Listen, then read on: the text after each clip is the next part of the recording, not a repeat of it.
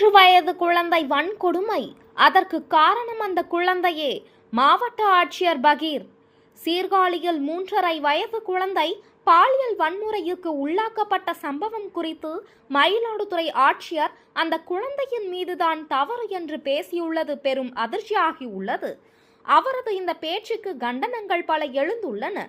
தமிழகம் முழுவதும் தொடர்ந்து பெண்களும் பள்ளி மாணவிகளும் குழந்தைகளும் பாலியல் தாக்குதலுக்கு உள்ளாகி வரும் நிலையில் முதலமைச்சரும் அமைச்சர்களும் பாதிக்கப்பட்டவர்கள் மீதே பழி போட்டு அவர்களின் தனிப்பட்ட விவரங்களை வெளியிட்டதன் தொடர்ச்சியே மாவட்ட ஆட்சியரின் இந்த முட்டாள்தனமான பேச்சுக்கு காரணம்.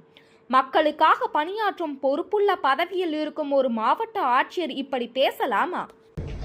இது கூட அந்த லாஸ்ட் வீக் நடந்த ஒரு அந்த 3 வயசு குழந்தைக்கு பாத்தீங்கன்னா அது அந்த குழந்தைய தப்பா நடந்திருக்கு.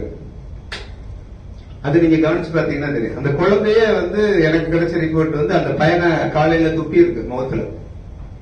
That may be the reason.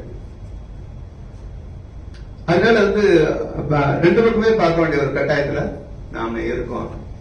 அப்ப இதுக்கு என்ன பண்ணணும்னு கேட்டீங்கன்னா prevention is better than anything. கியூரோட பிரிவென்ஷன். இப்ப நம்ம என்ன பண்ணணும், சென்சிடைஸ் பண்ணணும். இந்த பேரண்ட்ஸ் சென்சிடைஸ் பண்ணணும்.